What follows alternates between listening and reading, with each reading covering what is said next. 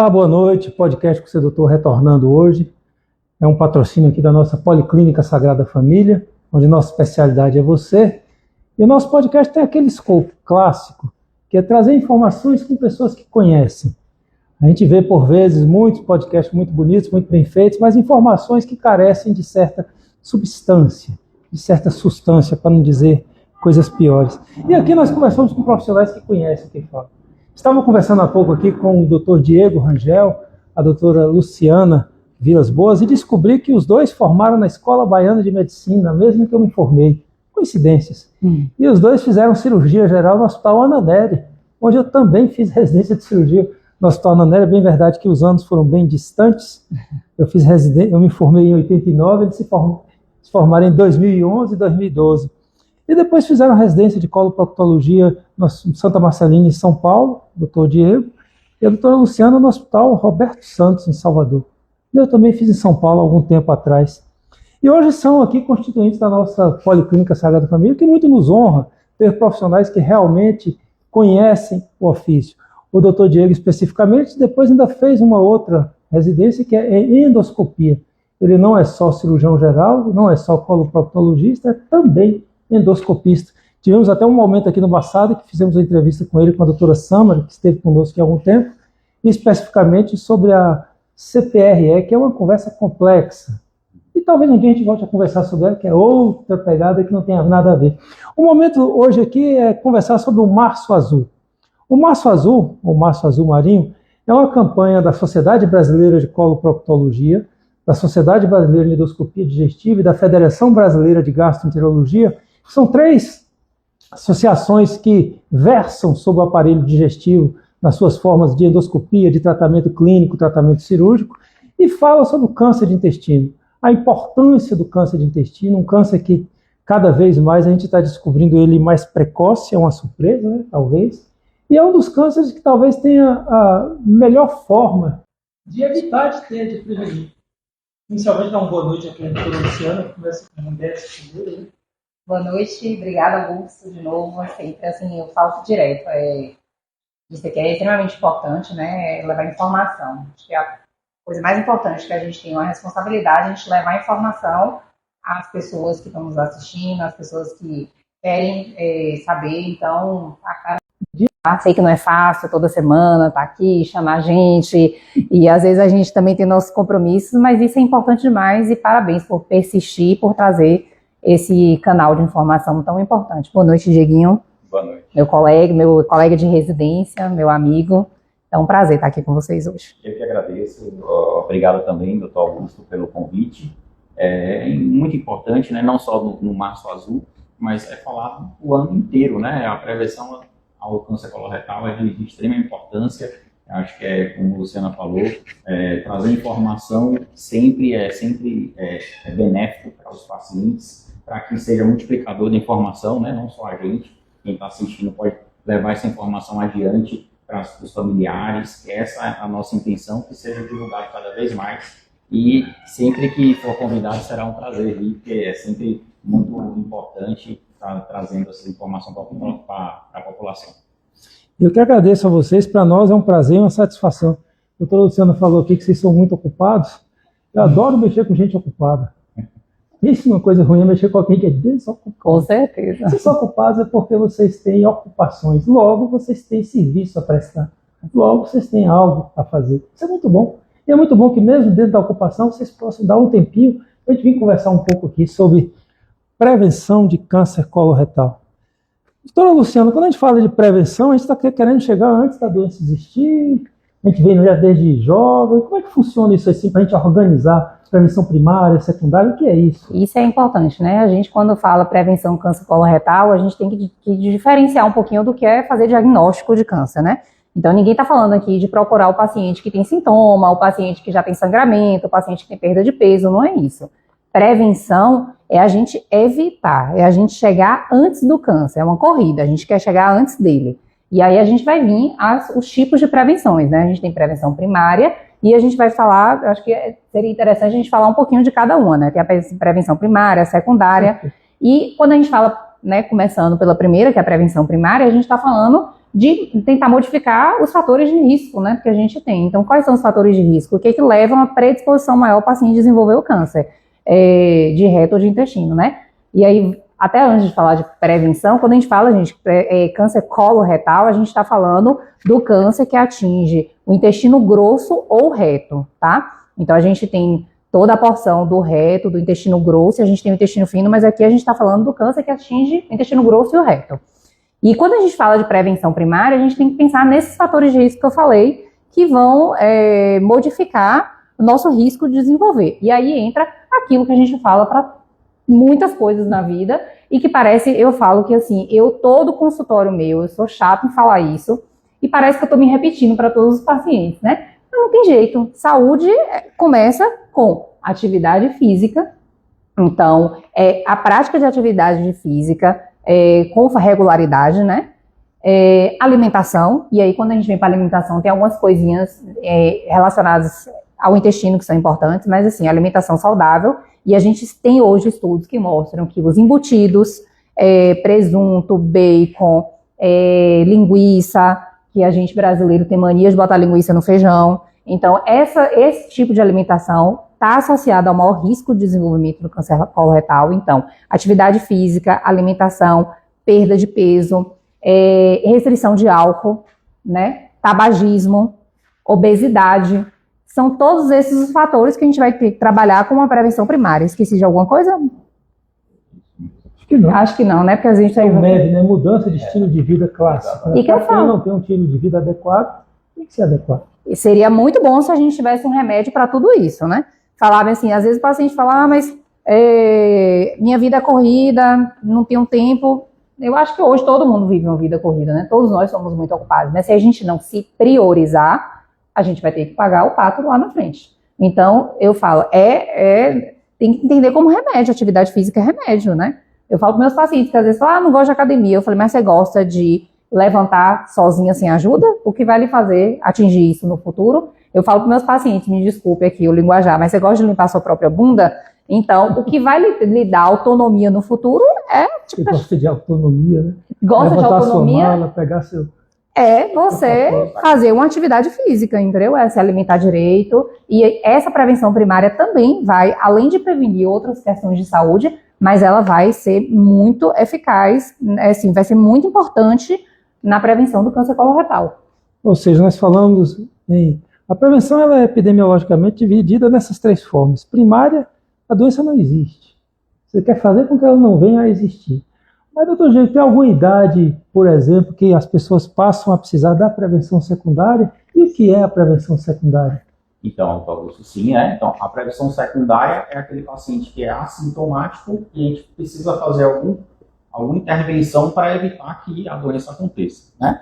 Então, é o caso, por exemplo, dos exames, principalmente a colonoscopia, e talvez valha a gente também discutir sobre a questão do sangue oculto nas fezes, né, que é o FIT. Mas a importância é a colonoscopia, que é o exame realmente efetivo que a gente pode intervir e mudar o intercurso e realmente prevenir a doença, né?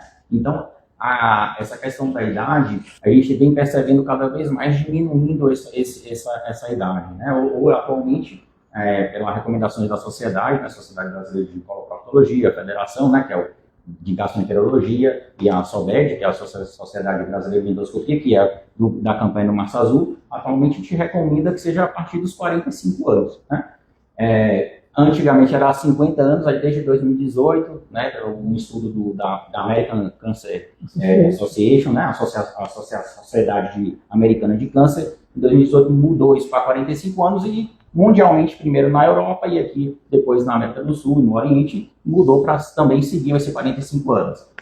E claro que não é fixo isso, né, então assim, para a população geral é 45 anos, mas existem exceções a isso, a essa regra, né, então se o paciente tem algum fator de mais de alto risco, o paciente tem história familiar de câncer coloretal. Então, geralmente, a idade que esse seu parente, geralmente de primeiro grau, teve o câncer, geralmente a gente faz 10 anos antes. Então, como exemplo, se a mãe teve com 45 anos, a tendência é fazer com 35 anos e não com 45. Então, isso é individualizado. Então, por isso é muito importante procurar consulta com um especialista para analisar os seus riscos e a gente individualizar quando é que você realmente precisa começar seu exame de prevenção. Mas, no geral, geralmente a partir de 45 anos. Isso eu digo porque tem doenças, né? A gente sabe, doença inflamatória intestinal, geralmente vai começar muito antes do que essa idade. Então, por isso é importante a gente individualizar. O doutor Diego está vestindo uma camisa que é do Março Azul, foi uma camisa que a gente fez uma campanha aqui há uns 2 anos atrás. Essa é uma camisa que foi cunhada pela sociedade, por essas sociedades, e nós desenhamos, pegamos exatamente o desenho, e é vamos juntos evitar o câncer de intestino, parceria que salva. É a campanha que está tendo no Brasil todo. O câncer de intestino, ele é hoje o segundo câncer mais comum dos homens, seguindo-se ao câncer de próstata, e o segundo câncer mais comum das mulheres, seguindo o câncer de mama. Mas em mortalidade ele é o segundo hoje. Então nós temos um problema sério. Câncer de pulmão a gente não fala muito, que é o que mais mata, mas é um outro que tem uma outra prevenção diferente, já que 80% está associado ao tabagismo e não é o escopo nosso aqui. E o comportamento também da doença, né, doutor Augusto? O que assusta mais é que a cada ano que se passa, vem se tornando mais frequente, essa mortalidade vem aumentando também, porque infelizmente é o que a gente está tentando mudar aqui. Aí, cada vez mais o paciente chega já no estágio mais grave da doença, né? Estágio que a gente chama de 3, 4, são estágios mais avançados que tem uma letalidade maior. Então, como você está falando de epidemiologia, né, a gente já sabe que até 2030 já saiu isso no Instituto Nacional do Câncer. A tendência, comparado com 2001 a 2005, é 3 vezes mais a incidência. Bom, antes o que era 20 mil por ano, já está hoje atualmente 50 mil novos casos no Brasil esse ano, que é estimado em 2026, e lá em 2030 já vai passar de 60 mil. E com a mortalidade hoje, que é quase 20 mil pacientes todo ano que falecem por câncer coloretal. E aí a gente se pergunta, né, por que está aumentando? Né? Hábitos, né? Hábitos, né? É o que a gente está falando da questão da prevenção primária, né? Então, por que a gente tem visto claro, a gente está diagnosticando mais, né? Então, os métodos de diagnóstico estão melhores, a gente tem falado mais sobre a necessidade de fazer, mas o que faz aumentar? O que faz aumentar são os hábitos que a gente vem adotando. Então, é uma alimentação rica em industrializada, uma alimentação rica em embutido, um estilo de vida cada vez mais estressante, com as pessoas, né? Crianças, se alimentando com certeza, você vai no mercado, você vê criança pequena comendo salgadinho, entendeu? Assim, então, são os hábitos alimentares, antigamente, a gente estava exposto menos a esse tipo de coisa, e o estilo de vida extremamente estressado, corrido, sem atividade física, sem esse cuidado que a gente está falando exatamente da prevenção primária, né? Isso é padrão. Não tem jeito para você. Você vai no médico e ele sempre vai mandar você fazer a mesma coisa. Que essa prevenção primária é a mesma prevenção primária do infarto agudo do miocárdio e do AVC. São as doenças que mais matam e mais internam no Brasil. Cerca de 28% das mortes estão associadas hoje a infarto e AVC. AVC é um pouquinho mais, mas é 28% das mortes. E são provavelmente devido também a um estilo de vida inadequado, além da doença também que a pessoa pode ter, genética e tal, mas o estilo de vida é impactante, é importante. A senhora Adalgisa Cardoso nos acompanha, muito obrigada, Adalgisa, pelo carinho. E ela faz uma pergunta que é justamente aqui, seria a prevenção terciária. Que é aquilo que a doutora falou no começo aqui. A pergunta que ela faz é quais são os primeiros sintomas do câncer coloretal? Quer falar? Não. Fique à vontade. Não, porque aí a gente já vai, assim, a prevenção terciária já seria a gente ir em busca, né? Já é aquele paciente, na verdade, que apresenta sintomas. E aí, a pergunta dela, quais são os primeiros sintomas? Primeiros sintomas do câncer coloretal. Uma coisa muito importante, dona Adalgisa, né? Adalgisa Cardoso. O câncer de intestino, ele no começo é assintomático. Então, essa é uma questão muito importante, e aí vem mais uma vez essa questão da prevenção. Muitos pacientes que já estão com a lesão no intestino não sentem nada. E eles, quando começam os sintomas, é porque a lesão já está ali instalada. Então, quais são esses primeiros sintomas, geralmente? Principalmente nos tumores que são mais do lado esquerdo, né, que estão mais perto da região anal, a gente vai ter sangramento retal. E entenda o que eu estou te dizendo, tem tumor que não vai sangrar. Se a gente tem um tumor do lado direito do intestino, ele tem todo esse caminho aqui ainda a percorrer, muitas vezes a gente não vai ver um sangramento, pelo menos não um sangramento que a gente está acostumado a dizer sangramento. A gente pode ver as fezes mais escuras, porque o sangue está ali digerido no meio das fezes, mas o sangramento às vezes não aparece. Mas o que deve ligar um alerta, acender um alerta e levar o paciente também a procurar o atendimento? É sangramento retal, alteração do ritmo intestinal. Então, o paciente que sempre teve aquele ritmo ali, dejeções todos os dias, todo dia no banheiro direitinho, e do nada começa a ficar ressecado. 3, 4, 5 dias sem ir no banheiro, alguma coisa está estranha, né? Ou o paciente que de repente começa uma diarreia. Então, tinha o intestino ali normalzinho e começa uma diarreia. Perda de peso, sem causa aparente, né? O paciente não está fazendo dieta, não está tomando Monjaro e começa a perder peso. Então, temos que entender o que está acontecendo. Anemia, faz os exames de rotina, isso é uma coisa muito importante que até os colegas deixam passar. Paciente com anemia tem que ser investigado. Se está com anemia, de onde está perdendo sangue, né? Então, eu canso de ver, às vezes, paciente com anemia que não foi investigado pelo colega que pediu o exame. Anemia tem que fazer endoscopia e colonoscopia, porque a principal causa de sangramento oculta, aquele sangramento que a gente não está vendo de onde está, mas o paciente está com anemia, ele está sangrando, provavelmente ele está sangrando, é o trato gastrointestinal. Então, perda de peso, anemia, sangramento retal, alteração do ritmo intestinal, dor abdominal, então aquela dor abdominal recorrente. Aí são sempre motivos para procurar um atendimento que a gente tem que ir para a colonoscopia, porque a gente vai fazer essa prevenção terciária, que é em busca do diagnóstico. Alguma coisa a complementar? Não, é isso mesmo, né? Como ela falou. Existe a que me diga também da prevenção terciária, aquele que já teve o câncer, que não é o objetivo, mas aquele que já teve o câncer, a gente também faz as mesmas medidas para evitar a recidiva, né? Mas é isso que você não falou. E é perfeito, é isso mesmo, a importância que, mais uma vez, a gente falando da importância do exame, ou seja, para diagnóstico, para prevenção. Até porque quando a gente fala de prevenção primária, classicamente a doença não existe, você vai fazer métodos para que ela não venha a existir. A secundária, que foi muito bem definida, são pacientes que não têm nenhum sintoma, mas podem ter não só o câncer, como no caso do câncer intestino, a gente vai falar mais um pouquinho, que ele vem em 85% das vezes de uma lesão precursora. E é isso que nós perseguimos tanto. E na prevenção terciária, o paciente tem a doença instalada, você fala de curar ou pelo menos diminuir sequelas, melhorar a qualidade de vida. Lógico que a cura é o foco, mas muitas vezes você não consegue, você tenta melhorar a qualidade de vida, ou até quando cura, tentar curar com menos sequelas. Porque uma ostomia, por exemplo, é uma sequela terrível, mas pode ser necessário para a cura, né? Renato Novaes nos acompanha. Como saber se o sangramento é inflamação de hemorroida ou câncer de intestino, doutor Diego?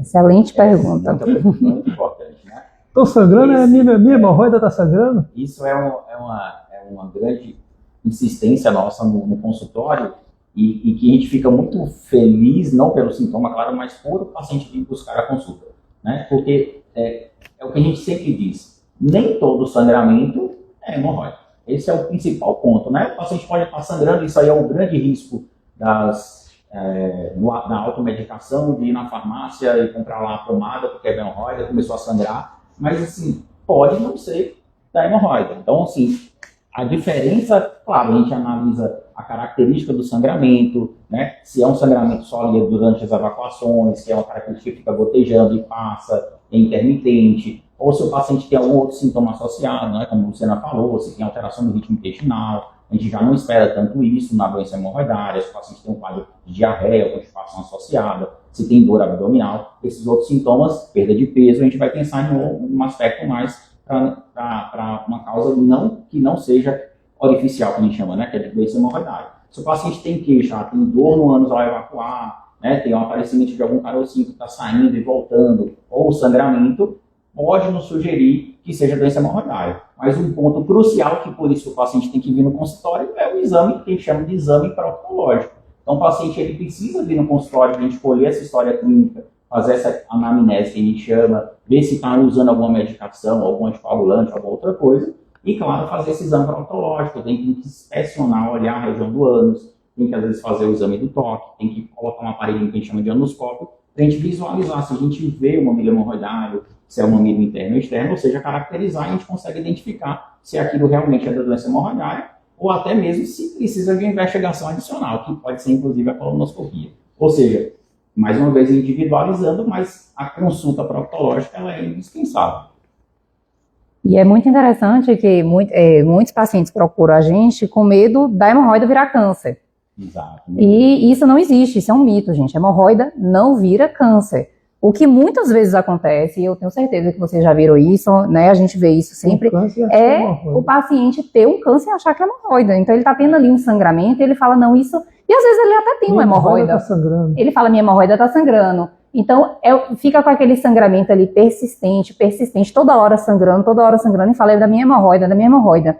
Ainda que a pessoa pode ter uma hemorroida que sangre o tempo todo, não é comum a hemorroida sangrar o tempo todo, assim, entendeu? Então, se você tem um sangramento persistente, aí é mais um motivo ainda para você procurar um atendimento, porque a hemorroida não vira câncer, mas a pessoa pode confundir e ficar ali, ó, postergando a consulta, e quando a gente vai ver, já tem um tumor, não era a hemorroida que estava sangrando, era o tumor.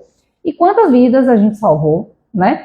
Por pacientes que vieram com sangramento, e era da hemorroida mesmo, não era tumor, mas que tinham 45 anos, a gente falou, tá na hora de você fazer a sua colonoscopia. E a gente explicou a importância de fazer a colonoscopia, e quando a gente fez a colonoscopia, a gente achou o famoso pólipo, que é o que a gente está em busca de evitar, porque é o pólipo que vai virar câncer, a gente vai falar disso também. Mas quantas a gente conseguiu salvar porque veio e se interessou em vir e ver o que era o sangramento, e a partir daí a gente conseguiu fazer a prevenção secundária, né?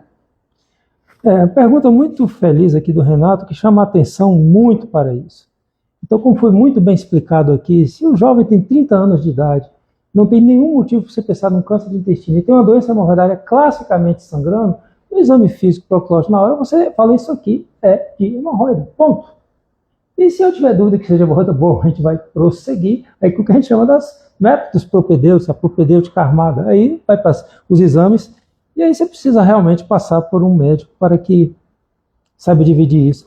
A importância da gente falar dessa história de prevenção primária, secundária e terciária, que hoje no Brasil, infelizmente, 80% dos pacientes de câncer colorectal são diagnosticados já com a doença sintomática.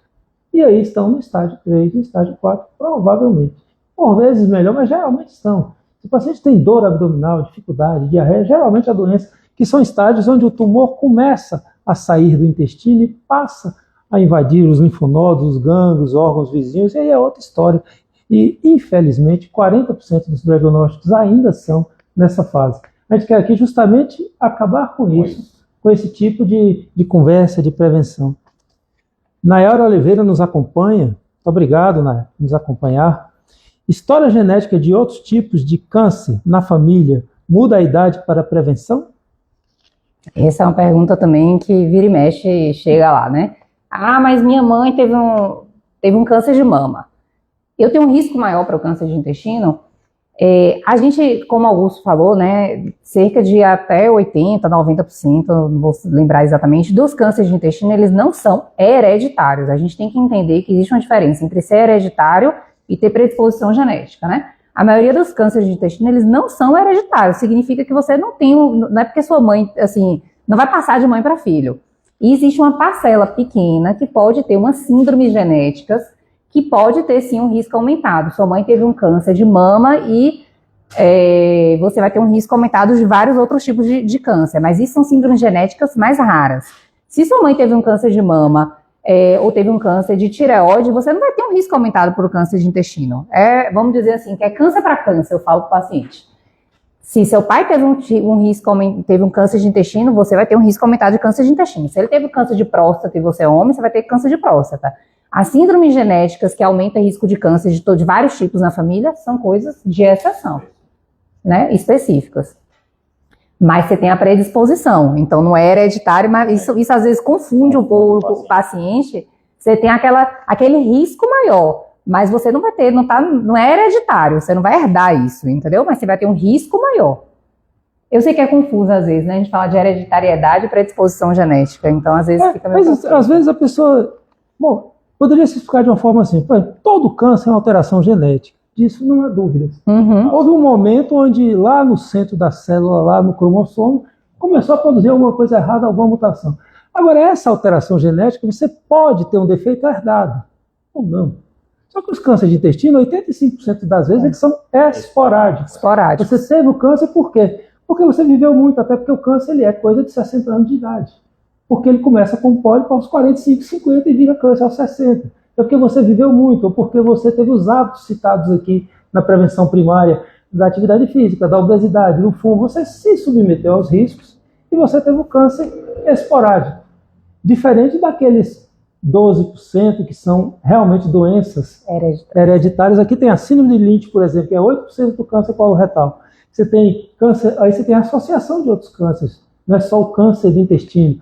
Mas você tem a polipose adenomatosa familiar, que é 1% dos cânceres, mas existe. São pessoas específicas. Você tem a PAF, eu tenho uma família que acompanha aqui, que eu operei alguns de PAF, você começa a fazer a prevenção aos 15 anos de idade, na adolescência. Então a história muda. Aí vai depender da história.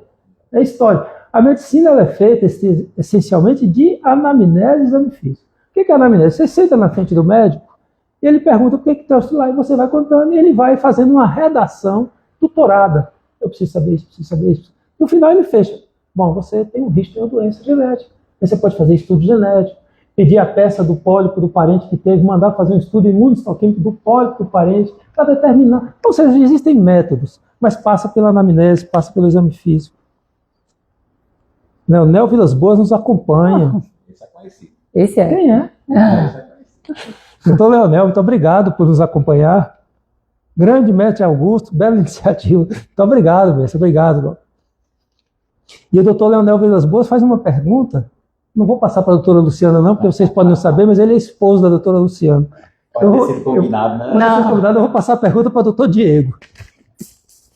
Colonoscopia é um dos únicos exames preventivos que o oncologista. Importante falar. Com certeza. Comentar sobre a colonoscopia é importante. Que é preventiva, na verdade. A gente está falando aqui porque eu acho que a campanha do Março Azul, né, mas muito bem relatado por Leonel, ele está provavelmente falando que não é só isso, né? Então, existe a mamografia, deve ter, não sei se ele está querendo... Não, eu acho que... Outros métodos para o câncer coloretal. Não, eu digo assim, que dos preventivos. Porque, por exemplo, a mamografia, você vai descobrir a lesão... Diagnóstico precoce. O câncer coloretal, ele é essencialmente evitável, né? Então, assim, exato. Aquilo que a gente estava falando. Então, o paciente, ele é o segundo mais comum no homem, só perde para câncer de próstata, e o segundo mais comum na mulher. Eu costumo, às vezes, falar isso com os pacientes, acho que é isso que o Leonel está perguntando, é que a gente consegue, apesar dessa frequência, isso nos mostra a importância de fazer essa questão de informação em saúde. Porque é aquilo que a gente fala, apesar de ter os preventivos, que é o neurologista, fazer o toque retal, o PSA, para prevenir para o câncer de próstata, e a mamografia para o câncer de mama, esse câncer, tanto de próstata quanto de mama, ele vai ocorrer, mas se você está fazendo corretamente, anualmente, você vai descobrir numa fase muito precoce suas chances de cura é alta. No caso do câncer coloretal que a gente está falando, a gente tem como realmente ser efetivo, a gente fazer uma colonoscopia, tirar uma lesão numa fase precoce e evitar que esse paciente realmente tenha o câncer coloretal no futuro, né? Então a gente tem como realmente mudar o curso da evolução da doença e o paciente não ter realmente um câncer coloretal. Então é uma das poucas doenças, no caso oncológicas, que a gente consegue realmente prevenir. Então por isso que é importante, né? Então esses vários casos que tem na mídia, né? Já teve aí a Preta Gil, né? Vários outros profissionais, isso acaba que traduz também muito do que não fez um exame preventivo adequado, talvez na idade correta, né? Então, e acaba popularizando, tem esse benefício para a população de formar, infelizmente é um desfecho desfavorável, não era o esperado, não era para ter acontecido, né? Então, acho que talvez seja isso. Quer complementar alguma coisa? Não, mas é isso que você estava falando, né? Que é o único tipo, assim, são dos poucos tipos de câncer que a gente consegue evitar. E como é que a gente vai evitar? Porque a gente sabe que o câncer, ele tem uma sequência, a gente está falando do mais comum, né, do esporádico, ele tem uma lesão que ela é benigna, que ela começa, que é onde tudo começa, que é a sequência adenocarcinoma. Então, adenocarcinoma é o câncer, adenoma é uma lesão que não é câncer, mas ela é um pólipo. Pólipo parece uma verruguinha no intestino. Eu gosto de falar para meus pacientes, pensa numa verruguinha dentro do intestino. Que geralmente não causa nenhum sintoma. O paciente nem sabe que ele tem. É assintomático. A maioria das vezes a gente descobre nesses pacientes que a gente faz a prevenção. E aí tá lá essa bolinha no intestino. Isso não é um câncer, é um pólipo. Mas esse pólipo, ele tem a capacidade de, ao longo dos anos, ir crescendo, degenerando até virar um câncer. Por que a gente faz a colonoscopia aos 45 anos? Qual é a importância desse marco dos 45 anos? A incidência do câncer coloretal ele é maior aos 60 anos, é quando a gente mais vê os casos. E quando a gente fala de estratégia de prevenção populacional, a gente tem que ser racional. Se a maior parte dos pacientes vai ter aos 60 anos, a gente tem que pensar o quê? Vamos pegar o pólipo aos 45, ainda é pólipo, ainda não é câncer, e vamos fazer colonoscopia nesse pessoal aos 45 para a gente achar os pólipos, remover os pólipos, que são removidos na própria colonoscopia, na grande parte das vezes, e a gente vai evitar o câncer. É simples, sabe? Então, é isso que ele estava falando, nesse sentido da gente conseguir prevenir, né? Eu acho que fora o câncer de intestino, a gente tem o colo de útero, que também é prevenível. O resto, gente, é diagnóstico precoce. Tem que fazer mamografia? Tem que fazer ultrassom mamária, exame, mas a gente vai descobrir a lesão inicial. A gente não vai evitar, a gente só vai ter um diagnóstico precoce com chance de cura maior.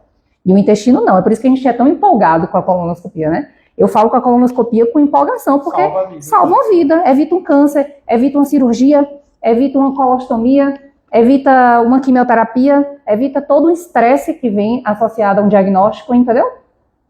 A importância de campanhas, a doutora Luciana citou aqui o HPV, o câncer de colo de útero era o mais comum nas mulheres no passado. Aí começaram os programas do Papa Nicolau, do Preventivo, etc.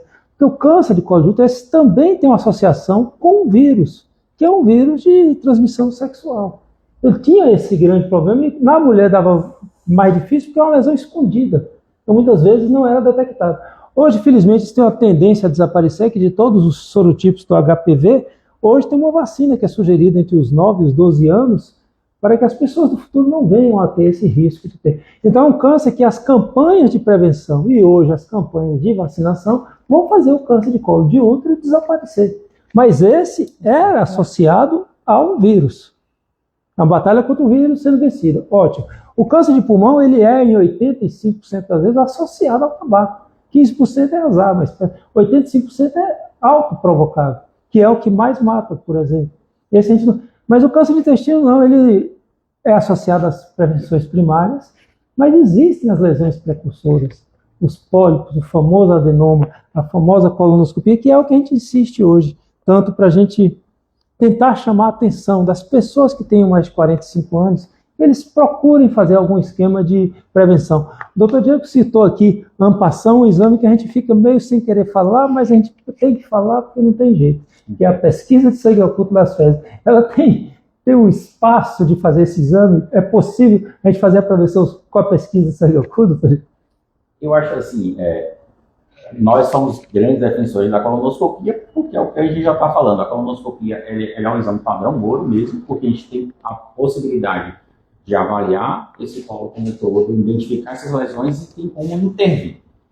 A questão do sangue oculto nas fezes, que eu acho que é a grande questão, é que depende da forma e da população que você está ali buscando para se prevenir, né? Então, assim, se a gente fala no contexto que a gente está numa população que tem acesso ao médico, tem acesso ao exame de colonoscopia, que é o padrão ouro, é uma questão. Mas se a gente vai para uma população de difícil acesso, assim, a gente sabe que o Brasil é enorme, a gente às vezes não tem acesso, infelizmente, todos os pacientes não têm acesso à colonoscopia, né? Então, a gente vai para uma população de 300 mil habitantes, então, às vezes, para você rastrear naquela população, para individualizar, tem a possibilidade de um exame, que a gente está falando que é o sangue oculto nas fezes, existem 2 tipos, né? Mas o sangue oculto nas fezes a gente consegue, ao menos, selecionar aqueles pacientes, então existe protocolos de sociedades que incluem o sangue oculto como rastreio, né? Então, alguns incluem o sangue oculto que poderia fazer, se vier dar negativo, você teria que repetir por 1 ano, né? Mas a partir do momento que deu positivo, você seleciona esse paciente para partir para a colonoscopia. Então, sempre termina também... É uma triagem, né? Então, é uma triagem. Então, assim, é aquilo que a gente fala, que às vezes no consultório, nossa realidade, às vezes a gente vê o sangue oculto e fala, a indicação é a colonoscopia, porque realmente, naquele paciente que faz o sangue oculto nas fezes, ele é um exame muito sensível, ou seja, se realmente tiver algum sangramento, ele pode vir positivo, mas ele é um exame que a gente diz que é pouco específico. Então, o fato dele vir positivo não quer dizer que você está com câncer. Você pode ter usado o fio dental, falou para o paciente, você pode ter usado o fio dental, ter uma gengivite e sangrou um pouquinho, vai vir sangue oculto positivo e você não tem câncer. Então, mas claro, aquele paciente que tem, ele tem um benefício de a gente selecionar e para ir para a colonoscopia. Então, a gente precisa contextualizar só, porque às vezes a gente acaba que no consultório a gente não pede sangue oculto, porque é a nossa realidade. Tem acesso, né? Vitória da Conquista, a terceira cidade do estado. Então, são locais que o paciente tem acesso, a gente tem como solicitar essa colonoscopia e ser realmente efetivo para esse paciente na prevenção. É que talvez nós estejamos justamente na ponta da especialidade. Então, na nossa especialidade, a pesquisa de sangue oculto perde espaço. Se você entrar com um programa de rastreio populacional, talvez aí sim a pesquisa de sangue oculto. Como o Dr. Diego citou aqui, antigamente era o método Guaiaco, que dava positivo com tudo, até com o ar que você respira positivava. Então, se ficava 3 dias sem comer, não podia comer brócolis, tem que fazer dieta de 3 dias. Mas veio a pesquisa sangue oculto com o método imunocromatográfico, que é o FIT. Esse é diferente, ele é só para hemoglobina humana. Mas mesmo assim a gente continua achando que talvez não seja uma boa ideia. Em que pese que estudos populacionais mostraram em torno de 12% de pesquisa sangue oculto positivo. Então, da população você ia tirar 12% para ser examinado. Já é alguma coisa. Porque, na verdade, a pesquisa sangue oculto só presta para indicar colonoscopia. Só serve para isso. Deu positivo e ainda tem o pior, que é o falso negativo. Você pode ter um tumor e pode realmente... Eu já peguei paciente com tumor e sangue oculto negativo. E aí, que é o pior. A falsa positividade ainda talvez seja menos pior, porque você se preocupa, faz o exame e não tem nada. Excelente. Mas a falsa negatividade é terrível. Terrível. Sueli nos manda um parabéns. Obrigado, Su, por nos acompanhar. Muito obrigado.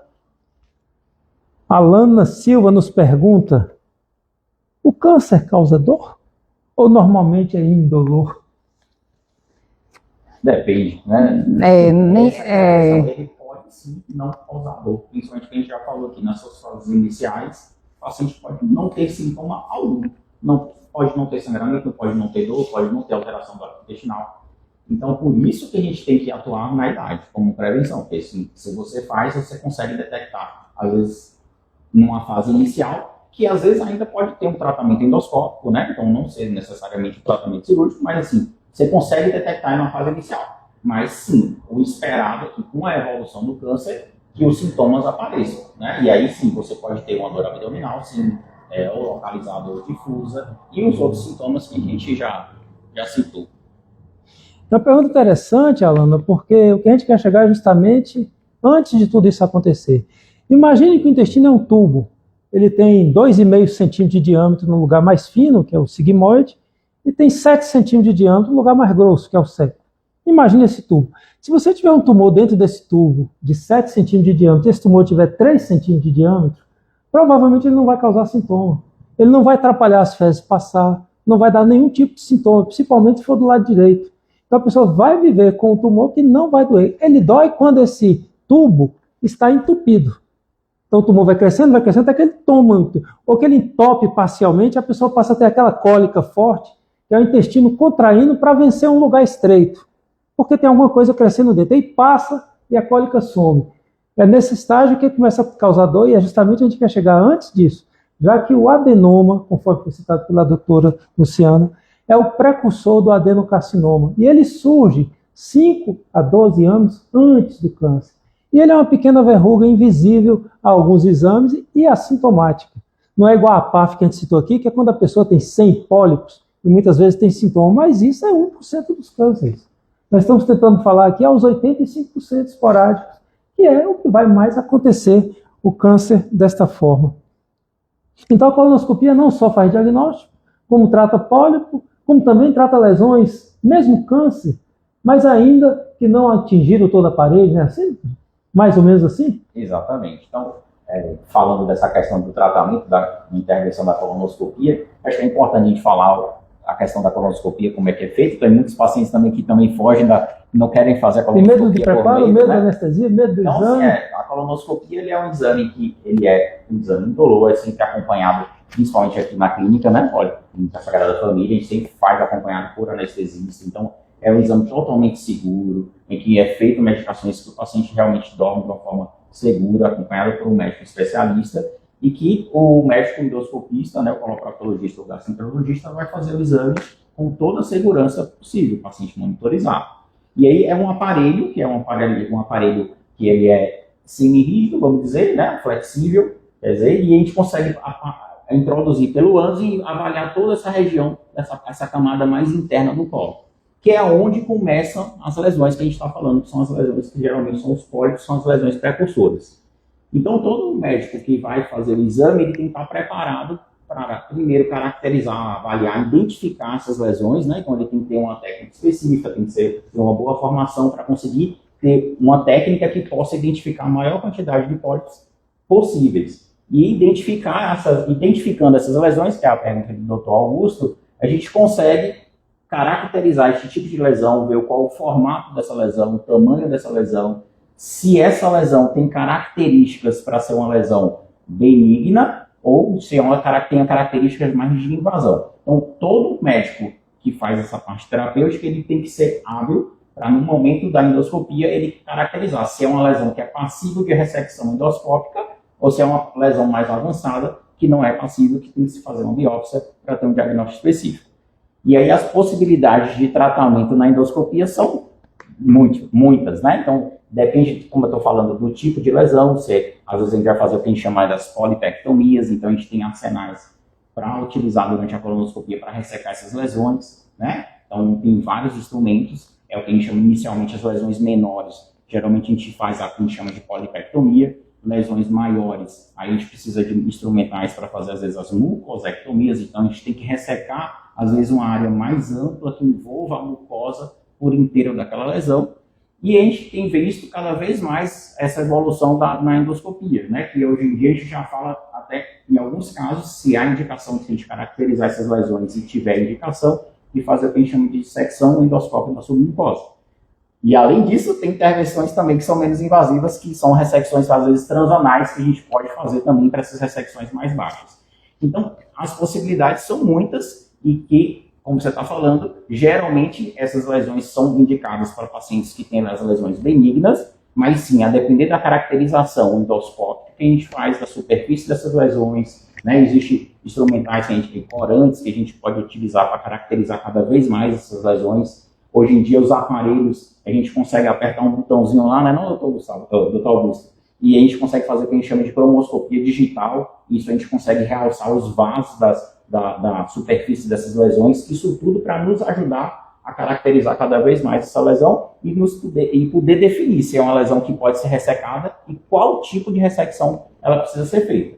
Então, lesões que têm uma suspeita que já possa ter uma invasão mais superficial, às vezes a gente precisa ressecar ela em o que a gente chama de monobloco, ressecar em uma peça única, para que o patologista consiga visualizar ela e conseguir dar um laudo para nos ajudar no tratamento depois, se for uma lesão que foi curativa com a parte endoscópica, ou se vai precisar de um tratamento complementar, como, por exemplo, uma cirurgia.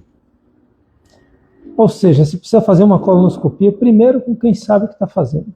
Felizmente, todos os colonoscopistas que a gente vê, os que trabalham aqui na clínica, são pessoas com formação. Tem que ter um ambiente adequado, precisa ter um aparelho adequado, precisa ter boa anestesia, um bom preparo. Isso tudo, inclusive, ficou ao longo do tempo descrito nas literaturas como a taxa de detecção de adenoma, que hoje é a forma de você dizer se a colonoscopia daquele serviço ela é efetiva. Nós temos que encontrar acima de 30% de adenomas em pessoas que estão fazendo exame por prevenção, o screening. Essas pessoas de 45 anos, nós esperamos encontrar 30% de adenomas. Não é só de pólipo, porque pólipo é a verruguinha, conforme foi dito. Mas muitas vezes esse pólipo tem um tipo histológico da biópsia que não é preocupante. É um pólipo inflamatório, é um hiperplásico, que não nos diz nada, mas se for adenoma, aí sim é preocupante. Nós temos que achar os 30% de pólipos. Precisamos achar. Necessário que tenhamos essa... Eu estava me lembrando aqui de um aspecto interessante. O Dr. Marcelo Averbar, que é um colonoscopista lá do Sírio-Libanês, ele fez um trabalho lá em Belterra. Um trabalho interessante. Sempre se diziam que o Sul e o Sudeste tinham mais câncer do que o resto do Brasil. E aí a pergunta que ele fez é, será que existe mais ou é menos diagnosticado? É uma pergunta clássica.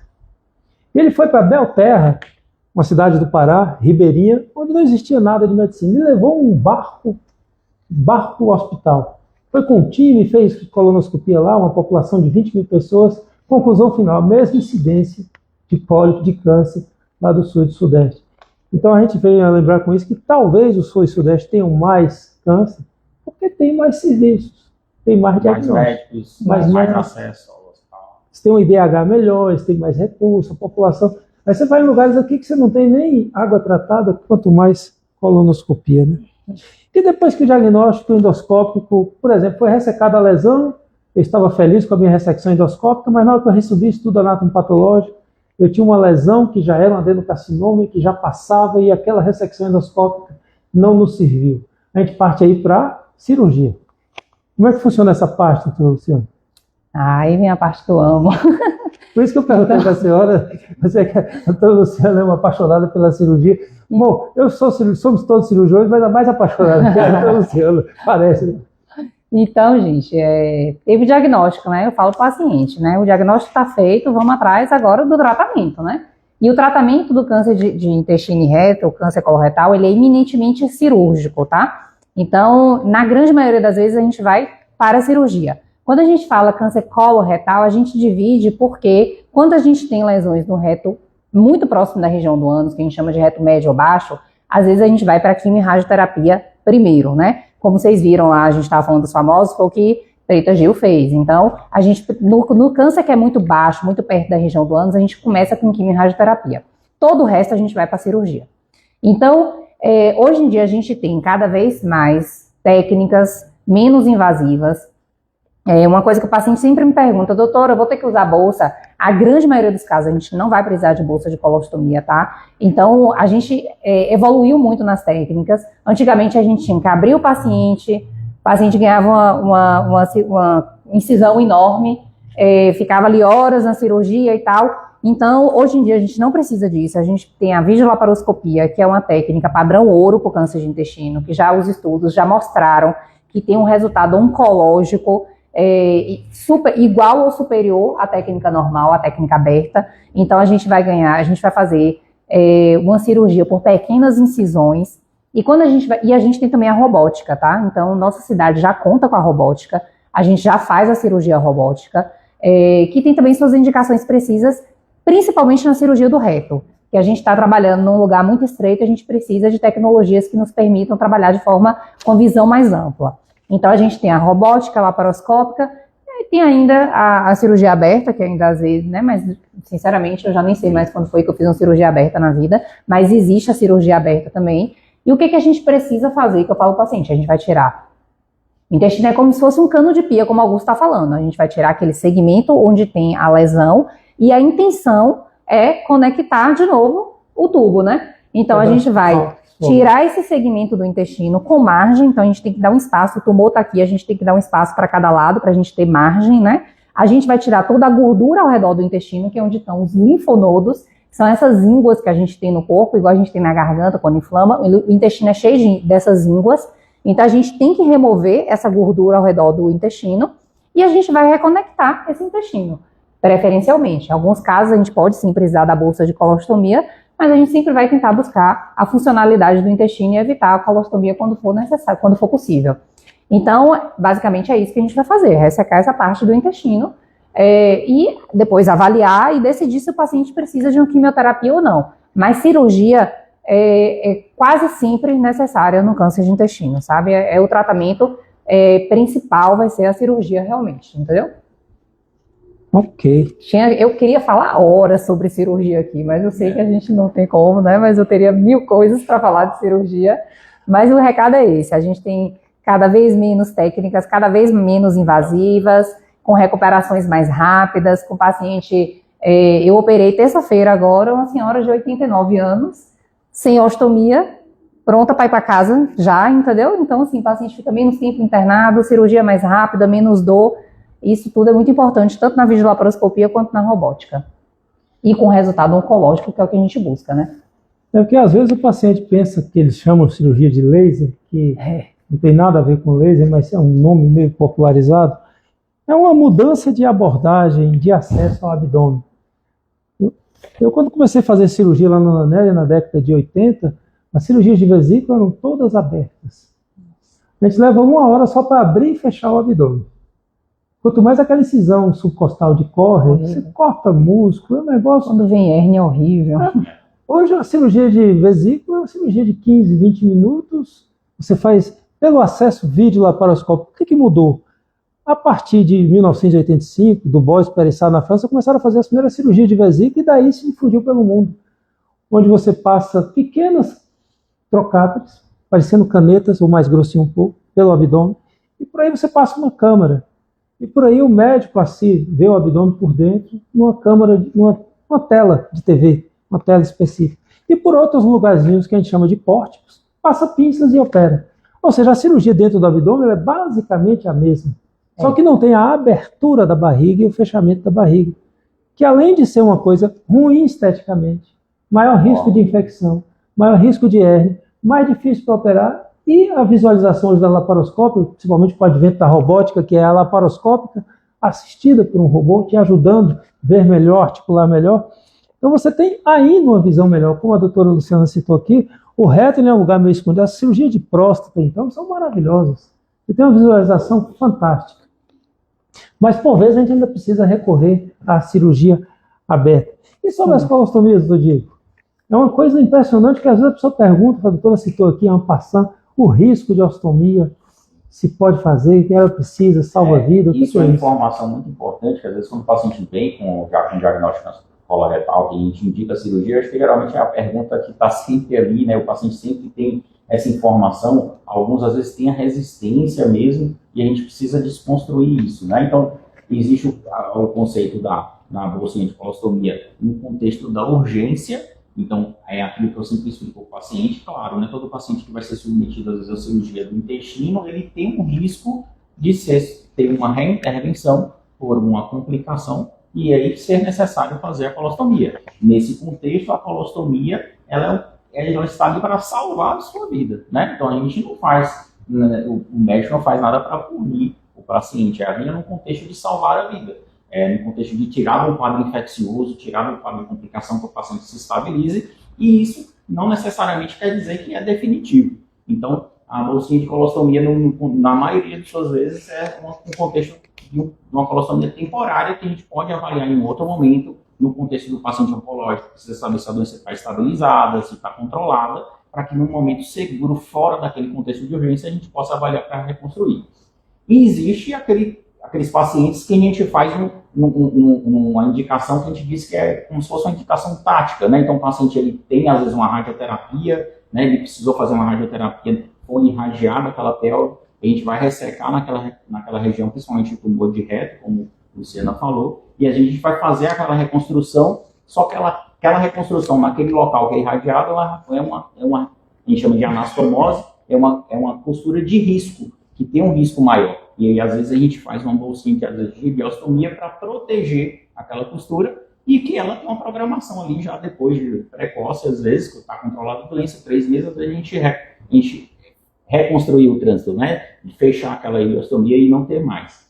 Então, a gente precisa explicar exatamente isso. E a questão de toda a questão do tabu, dos cuidados, né? Então, assim, existe desmistificar realmente o que é a questão da colostomia, né? Hoje em dia, essa parte da enfermagem, dos dispositivos, né? Da ostomia, evoluiu muito, né? E existem profissionais que são, inclusive, os enfermeiros que são especialistas nisso, nós somos estomaterapeutas, e que auxiliam muito nessa questão. Então, e nós estamos, como a parte médica que é especialista, sempre para poder orientar e explicar ao paciente, né? O paciente às vezes veio com um conceito, mas eu não vou poder nunca mais ir na praia, nunca mais tomar um banho, né? Isso a gente escuta bastante.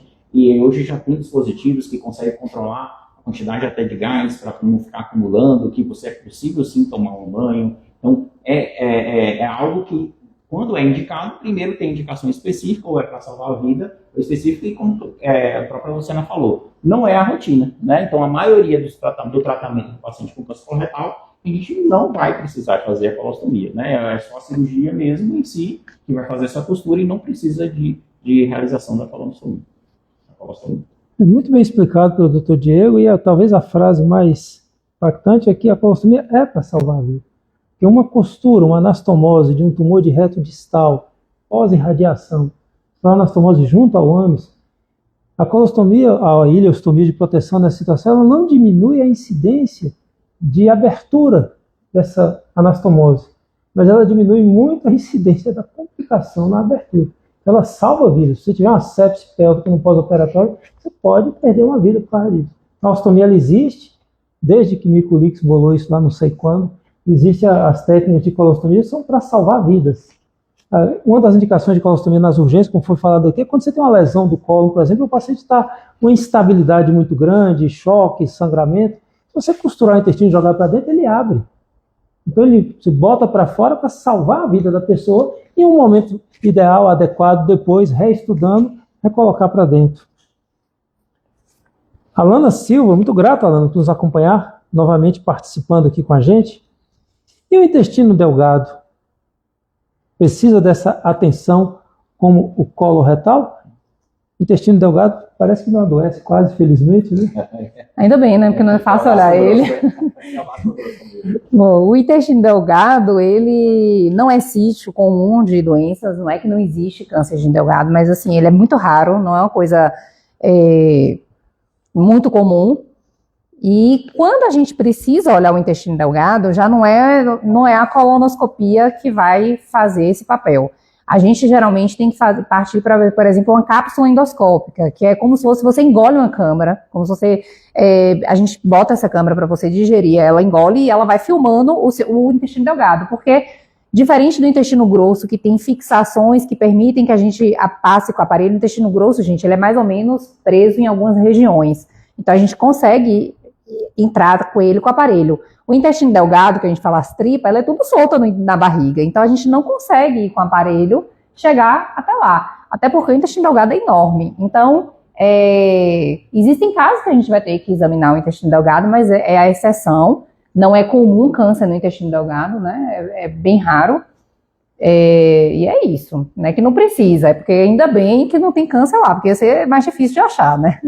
O conceito é exatamente isso que você já falou. É que, na verdade, a gente tem o segmento mais alto do trato digestivo, que a gente consegue acessar pela endoscopia digestiva alta, a gente consegue ver o esôfago, o estômago, e só a primeira porçãozinha desse intestino delgado.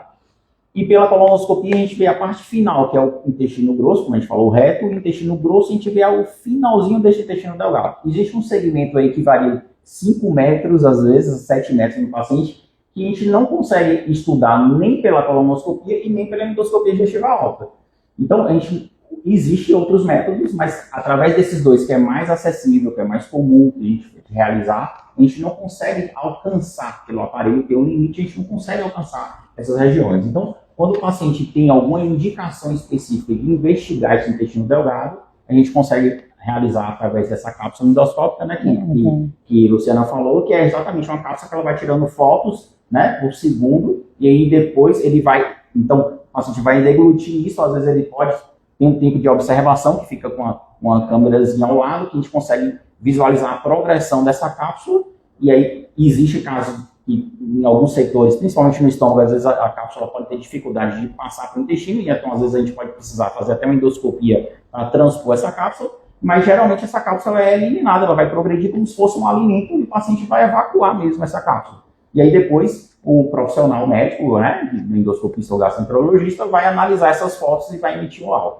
E existe um outro método também, que é a enteroscopia. Esse é mais difícil o acesso, né? Não é em todo local que a gente consegue esse tipo de exame, que é um exame que ele consegue alcançar através da endoscopia. Existem técnicas específicas, mais como é de duplo balão, que a gente consegue como se fosse suflar esse balão e ir encaminhando através desse intestino delgado. Então não são todos os profissionais que fazem e não é muito acessível. Mas geralmente é através desse exame, quando indica alguma terapêutica, né, se a gente precisar cauterizar um vaso que está sangrando ou ressecar alguma lesão, geralmente é o exame que é solicitado. Então, na pergunta dela, é o que a Luciana realmente falou também, eu concordo, é muito incomum, mas existe casos sim, se tiver uma avaliação específica, né, às vezes o paciente que tem polipose adenomatosa familiar pode ter lesões suspeitas e às vezes a gente precisa ir lá e às vezes ressecar alguma lesão.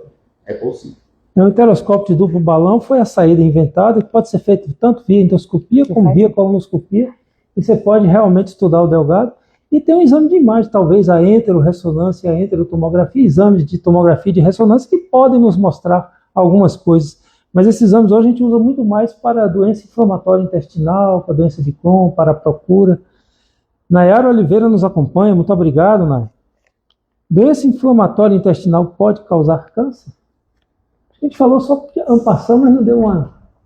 Pode sim. Então, assim, a gente sabe que os pacientes com doença inflamatória intestinal, ao longo dos anos, e a gente estima que a partir de 7 a 10 anos da doença, né, de iniciado o quadro, esse paciente, a mucosa desse paciente pode começar a desenvolver o que a gente chama das displasias, né? Que é o que Augusto falou. Então, tudo é uma alteração genética. Então, essa célula ali que está o tempo todo inflamando, imagina que você tem uma mucosa do intestino que está o tempo todo ali inflamando e tentando melhorar. E os mecanismos do nosso corpo, né, tentando reparar essa inflamação. E ela inflamando, e reparando, inflamando. Em algum momento, pode acontecer em algum momento de ter uma quebra aí nessa leitura desse DNA, e aí o paciente faz o que a gente chama das displasias, que é tipo o início, não é câncer ainda, mas é o início de um risco para câncer. E aí esse paciente pode sim desenvolver um câncer coloretal através disso. É por isso que o paciente que tem doença inflamatória intestinal, ele tem que casar, eu falo que tem que casar com o proctologista, com o gastroenterologista, porque ele não pode perder o acompanhamento. Porque às vezes ele está ali bem, principalmente assim, o paciente quando ele abre o quadro, ele está muito sintomático, então ele procura muita gente, vem, na hora que ele estabiliza, às vezes ele some. Mas quando ele some, gente, tem que entender que quando ele faz 7 a 10 anos de doença, é que começa o risco do câncer, das displasias e do câncer coloretal. Então tem um risco maior para câncer coloretal 3 a 5 vezes maior do que uma população normal. Então, assim, é um risco bem aumentado. E esse paciente, a partir de 7 a 10 anos de doença, ele vai ter que fazer exames de rotina, né, a colonoscopia, num período menor do que o paciente da população geral também. A importância desse tema chama a atenção exatamente para isso que a doutora Luciana comentou, porque a própria doença inflamatória intestinal ela é bimodal, ela surge em torno dos 15 anos e em torno dos 60 anos. Então, imagine alguém com 15 anos que teve uma retocolite ulcerativa, que é a que mais tem risco de câncer, parece que a doença de Crohn também. Mas também tem a classificação dessa retocolite. E se for só naquela classificação clássica de proctite distal, colite esquerda ou pancolite, ou seja, o paciente que tem só a doença inflamatória intestinal, mas é só proctite distal, ele tem um risco muito menor, Sim. um acompanhamento muito mais tranquilo. Mas se ele tem a forma pancolite, ou seja, tudo inflamado, imagine alguém de 15 anos que tem tudo inflamado. Se ele em 7 anos tem risco, então quando ele tiver 22 anos, ele entra no grupo de risco de câncer. E tem um outro aspecto que a gente precisa chamar a atenção, foi dito aqui pela doutora Luciana, que esse tipo de câncer associado à doença inflamatória intestinal, ele não tem nada a ver com a sequência adenoma-câncer. Aqui é uma mucosa que se muda e vai mucosa normal, mucosa inflamada, mucosa com displasia, e aí é que vem o câncer. Não passa pela sequência adenoma-câncer, então é mucosa, displasia, tanto que hoje endoscopicamente a gente identifica áreas que antigamente se preconizava fazer biópsias aleatórias, 10 biópsias por segmento, teve vários protocolos. E hoje se preconiza por imagem você identificar lesões que seriam mais suspeitas e fazer biópsias. Esses pacientes que têm retocolite ulcerativa e que têm a doença inflamatória intestinal com displasia, eles precisam ser operados. Esses aí já saem do tratamento medicamentoso, que hoje está cada vez mais rico, os biológicos, as pequenas moléculas, mudou bastante o tratamento da doença inflamatória intestinal, mas o risco persiste. Então, se o jovem tem 15 anos e tem uma doença inflamatória, esse é um jovem que a gente vai se preocupar com ele. Mais alguma coisa a acrescentar, doutor Diego? Eu acho que sempre a gente insiste nisso mesmo, é a questão da importância mesmo então, de realizar esses exames de colonoscopia. Eu acho que informação importante é isso. Se você tem alguém na família que sempre tem, né? A gente sempre conversa no consultório, o paciente vê, doutor, realmente eu tenho uma irmã de tantos anos, que é 50 anos, acima de 45 anos, e nunca fez colonoscopia. Então, a intenção nossa aqui é que vocês aí multipliquem essa informação para que a gente consiga cada vez mais evitar esse diagnóstico tão triste, né, que a gente não quer encontrar, que é do câncer coloretal. Acho que a informação mais importante é essa. Que a gente consiga chegar àqueles países. A Dinamarca tem 6 milhões de habitantes, é um país rico, então é um país fácil de fazer um programa de prevenção. Nós temos 200 e tantos milhões e somos um país de ilhas de Dinamarca no meio, mas tem muita parte meio esquecida. Mas países como o Japão, o Reino Unido, os Estados Unidos, que fizeram esse programa de prevenção de câncer coloretal, ele começou no começo do século, depois dos trabalhos de Volkstein e Ferron, que classificaram especificamente a sequência adenoma-câncer. E disseram, Hill já tinha dito em 1978, um americano, que provavelmente o câncer vinha do pólipo. Ele fez isso por um estudo epidemiológico, ele viu que onde tinha pólipo, às vezes tinha pedaço de câncer, e ele estava certo, mas precisava da comprovação. E a partir do começo do século, nesses últimos 25 anos, os países que fizeram o programa conseguiram diminuir a incidência de câncer, conseguiram diminuir transfusão de sangue em cirurgia, conseguiram diminuir cirurgia de urgência, famoso nonastrip. Você está chegando antes, você não chega àquilo que a Alana perguntava da dor. A dor é quando o tumor já está obstruindo o cano da pia. Então aí é isso que a gente não quer chegar. Esses países agora vivem, na verdade, um outro dilema, eu falo, né? Que é esse diagnóstico dos pacientes precoces, né? Que a gente tem visto cada vez. Então, assim, a indicação é aos 45 anos, mas A gente, infelizmente, ainda pega pacientes com 38, com 40, fora desse período. Claro que não é a regra, é a exceção. E acho que agora esses países eles já conseguiram controlar bem essa questão da prevenção. Então, lá tem um médico, por exemplo, nos Estados Unidos, você completa a idade de prevenção, você não precisa nem ir no proctologista, você, o próprio médico da sua família, vai lhe pedir, faz parte do exame, assim, da prevenção. E é isso que a gente quer. E agora eles enfrentam os pacientes mais jovens, mas a gente ainda precisa enfrentar a idade comum, né? Porque a maioria dos pacientes, a gente não tem acesso à colonoscopia. Infelizmente, isso é uma questão de saúde pública, né? Que a gente já conversou em outros momentos, né? Sobre a importância de políticas públicas para poder disponibilizar a colonoscopia também. Que a gente lida aqui com um público diverso, né? Como você falou, tem gente, a gente atende uma região enorme aqui em Vitória da Conquista. E tem gente que está lá numa cidade pequena e que não tem nem tem cidade aqui que tem uma colonoscopia por mês pela prefeitura, sabe? Uma colonoscopia para a cidade inteira por mês. Então não tem como a gente fazer prevenção desse jeito. Isso é muito importante, doutor Luciano, porque quando a gente fala dessas prevenções, a gente vai acabar com o problema lá na ponta. É o paciente que está chegando hoje obstruído no hospital. É esse paciente que 12 anos antes ele tinha um pequeno pólipo. Você evita não só a doença, o risco daquele paciente em si adoecer, o risco do adoecimento familiar, da pessoa que para de trabalhar, questão laboral, vai tratar, vai dar certo, não vai fazer quimioterapia, vai fazer rádio. Como é que vai ser? São tantas incertezas que talvez pudesse, como políticas prévias, destruir isso lá no nascedouro. A Alana nos acompanha. Muito obrigado, Alana, mais uma vez. Obrigado pelas respostas, parabéns pela live tão informativa, excelente iniciativa. Muito obrigado, Alana. Nayara Oliveira, também nos acompanhando. Muito obrigado, né? O que precisamos fazer para ter um exame de colonoscopia de qualidade? Eu acho que isso Nayara é nossa enfermeira. Venha para a Sagrada Família, que aqui você tem exames de qualidade. Ela é a nossa enfermeira, conhece o exame de qualidade, mas vamos dizer... Gente, mais uma coisa muito importante, assim, eu ontem atendi uma paciente que fez um exame, né, aí assim, vai num lugar que não tem qualificação, e todos nós já passamos por isso aqui. O que você tem que fazer? Procure se informar, né, informação é tudo na nossa vida.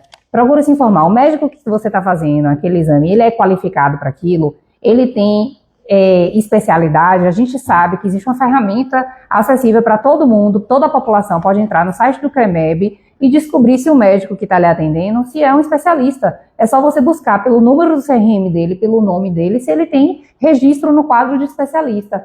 O famoso RQE. RQE. Isso é reserva de mercado? Não é. Vocês acham que a gente optou por fazer 6 anos de medicina e mais 4, 5, 6 anos de residência, simplesmente porque a gente queria ficar mais tempo estudando? Não é, porque é aquilo ali que traz pra gente bagagem e qualificação para fazer um exame de qualidade. Então procure o lugar onde você está fazendo, tem anestesista ali acompanhando, o CRM, que é o Conselho Regional de Medicina, o Conselho Federal de Medicina, o CFM, ele é claro, tem que ter 2 médicos durante o ato da colonoscopia, o colonoscopista e o anestesista, ou o médico que vai fazer a sedação. A colonoscopia não pode ser feita por um médico só, então aquele lugar que você está fazendo o exame, ele tem um médico de qualidade fazendo o exame, tem anestesista, tem uma equipe de enfermagem qualificada, aparelhos adequados, né? Então, eu falo que o paciente tem que buscar essa informação também, né? Porque a gente não tem como, né? A gente está falando aqui da Sagrada Família, que a gente sabe que tem qualidade, tem outros locais que tem qualidade, mas a gente sabe que tem muito local aí que está sem qualidade, está fazendo exame de qualquer jeito e vira e mexe, a gente vê pacientes com lesões que não foram diagnosticadas, ou então pacientes, às vezes, que faz um exame e que tem que repetir o exame depois e gasta 2 vezes, entendeu? Assim, paga 2 vezes, poderia ter sido resolvido na primeira vez. E é o que acho que a Nayara, né? Nayara? Em relação à questão disso, que é importante, não é só simplesmente, além de você precisa, como paciente, checar tudo isso, precisa procurar essa informação, mas habitualmente nesses locais que já tem todo esse cuidado com essa qualidade do médico, que tem que ser especialista e qualificado com aparelhagem, estrutura de clínica, ele geralmente vai lhe fornecer aquilo que é necessário para um exame de qualidade, por exemplo, te orientar bem em relação ao preparo. Então, é essencial, não existe o exame de colonoscopia, ele depende do preparo do colo. O colo tem que ser bem feito. E isso depende do setor que te orienta. Então, não é concebível você fazer um exame de colonoscopia e simplesmente, vai lá fazer a colonoscopia, tá aqui, lê aqui o papelzinho e pronto, né? Às vezes, né, nem orienta, não tem uma orientação sobre isso. Então, é óbvio que às vezes vai fazer um preparo inadequado. Então tudo isso faz parte do serviço de qualidade, né? Que o paciente precisa se preocupar com isso também, né? Questionar, perguntar ao seu médico. Eu acho que a melhor forma é isso, né? Questionar o médico, o que o médico acha, onde você acha que é melhor, né? E o médico vai orientar, né? Aqui mesmo, a gente, porque a gente está aqui na live, a gente sabe da qualidade, por exemplo, que tem na Sagrada Família, em termos de aparelhagem, equipe de enfermagem. Então, a gente constrói tudo isso que, na verdade, o doutor Augusto construiu, e ele sabe o trabalho que teve, que tem que ter muito cuidado, você tem que estar em cima, tem que controlar tudo isso, e que isso é possível em um local que tem profissionais habilitados para isso. É um local que tá apto a lidar com qualquer tipo de complicação que pode acontecer, porque assim, tudo pode, né, existe um risco baixíssimo de complicação, mas existe, né, e aí o local está apto a resolver isso, né, o profissional que está ali atendendo está apto a lidar com isso, né. Então tá lá, às vezes, um médico que é recém-formado, fez um curso em qualquer lugar, fazendo colonoscopia e ele mesmo sedando. Será que ele está apto a lidar com intercorrência na sedação? Né? Por isso a importância do anestesista. Não é que a gente quer encarecer o exame, mas por que a gente quer um anestesista do nosso lado? Eu quero estar preocupado com o exame e eu quero a segurança do paciente com um médico qualificado para, se tiver alguma coisa, ele está ali protegendo via aérea, né? Então, é por isso que a gente tem que prezar pela qualidade. É perguntar, é questionar, né? Procurar locais com estrutura, com médicos qualificados. Vem para a Sagrada Família. Policlínica Sagrada Família, nossa especialidade é você. Olha, essa questão de qualidade de colonoscopia foi muito bem explicada aqui. É uma sequência. Começa do bom preparo. Se o preparo não está bom, a colonoscopia já está ruim. Acabou. É o que a gente diz, se a paciente vem com a colonoscopia e o preparo está sujo, né? A gente já fala, não é confiável, vai ter que repetir. Né? Então, assim, é parte do princípio de que o preparo é a primeira questão, né? Não estando bem preparado, já não serve. Por exemplo, se a gente está falando de ver pólipos pequenos, você tem que estar com o colo muito bem preparado. O colo sujo só para uma emergência, você quer ver uma lesão grande, uma coisa, pode até ser, não muito, mas fora isso, então tem que ter um bom preparo, tem que ter um bom aparelho. Aparelho de alta resolução precisa ser, senão você não enxerga bem. Você tem que ter a sedação feita por um profissional. Não pode trabalhar, conforme a doutora Luciana falou aqui, eu me lembro quando eu fazia colonoscopia no começo, lá em 1900 e alguma coisa, 90 e alguma coisa, não era obrigatório um outro colega, e nós fazíamos as sedações. Eu tinha uma sedação clássica, a gente fazia, achava aquilo ruim, mas isso foi em 96, 97. Acho que foi em 2003 que baixou a norma do CFM, se não me engano, onde exige a obrigatoriedade de 2 médicos, um que cuida do exame e um que cuida da sedação. E qual vai ser o médico que vai cuidar da sedação? Bom, preferencialmente quem entenda de sedação e das complicações e tratamentos da sedação. Esse é o médico anestesiologista, que lida com sedação. Então nós temos anestesiologistas, temos o nosso time de enfermagem, que é todo treinado aqui na Sagrada Família. Todos que trabalham aqui estão aqui há muito tempo, vários chegaram sem nenhuma noção do que é endoscopia. Vários que trabalham aqui hoje foram estagiários, ficaram tempo sendo treinados na limpeza do aparelho, treinados no acompanhamento, para que a gente chegue a poder fazer uma mucosectomia, a fazer uma colonoscopia com certa tranquilidade. Flávio Tavares, muito obrigado, Flávio, por nos acompanhar. Importante live, muita informação, parabéns. Muito grato por nos acompanhar. Nós já temos 1 hora de live, já passa até um pouquinho. 1 hora. Já passei, a conversa vai ficando boa, a gente vai esquecendo. Eu estou tendo aqui a satisfação de conversar com o doutor Diego Rangel, com a doutora Luciana Vilas Boas. É uma satisfação enorme, colegas que brilham na cidade, que fazem a profissão com excelência, com expertise, que trazem a sua experiência e que muito enaltece a nossa Sagrada Família por também trabalharem aqui. Fico muito feliz pela presença de vocês, agradeço enormemente a presença de vocês. Vamos dar por encerrada a nossa live aqui, agradecendo a você que nos acompanha, da Policlínica Sagrada Família, onde nossa especialidade é você, e deixar aqui para as considerações finais da doutora Luciana, do doutor Diego. Só agradecer, Augusto, assim, eu trabalho na Sagrada Família, sei lá, quase 10 anos, para mim é um prazer trabalhar aqui, é uma clínica, né, trabalhar com você, que foi uma pessoa que sempre foi um parceiro desde que eu cheguei aqui. Eu falo que o nosso time de coloproctologia na cidade é um excelente time, a gente é todo mundo muito, muito próximo, mas aqui eu estou do lado de um colega de vida, né, que a gente fez residência junto, e Augusto, desde que eu cheguei também, foi sempre muito receptivo aqui em Conquista. Quero agradecer e deixar um recado, gente. Colonoscopia salva vidas, entendeu? Então, quebrar essa barreira do preconceito, o exame é super tranquilo, tem 45 anos ou mais, vamos fazer essa colonoscopia. Obrigada quem assistiu, obrigada Dieguinho, obrigada Augusto. Eu agradeço também, Augusto, pelo convite mais uma vez, e sempre é muito bom estar discutindo com colegas que são, como o Dr. Augusto já falou, os mesmos elogios que a gente recebeu, a gente transfere todos para o Dr. Augusto, porque ele não deixa de ser uma grande referência, né, para nós também, para a cidade em si. E é isso, eu acho que cada vez mais que a gente está aqui, mais uma vez eu vou falar, não só no Março Azul, né, cada vez mais que a gente for convidado, a gente com o maior prazer vai vir para poder discutir. Eu acho que trazer essa informação, conscientizar, trazer informação de qualidade para os pacientes, para quem está assistindo, eu acho que isso é o grande benefício, né? Então, trazer informação, às vezes acabar com aquilo que a gente nos deixa triste, que é o paciente, poxa, doutor, eu não sabia, está na idade, eu não sabia que eu tinha que fazer isso, nenhum médico nunca falou isso comigo, né? Então, é isso, né? Então, vamos vencer essa barreira, procurar informação de qualidade. Hoje a internet está aí para isso, para aproximar cada vez mais, para você buscar, só precisa realmente selecionar aquilo que é de informação realmente de qualidade. E é isso, é um prazer, eu que agradeço por mais uma vez estar aqui. Muito obrigado a vocês que nos acompanharam. Policlínica Sagrada Família, nossa especialidade é você. Uma boa noite, até uma próxima. Boa noite. Boa noite.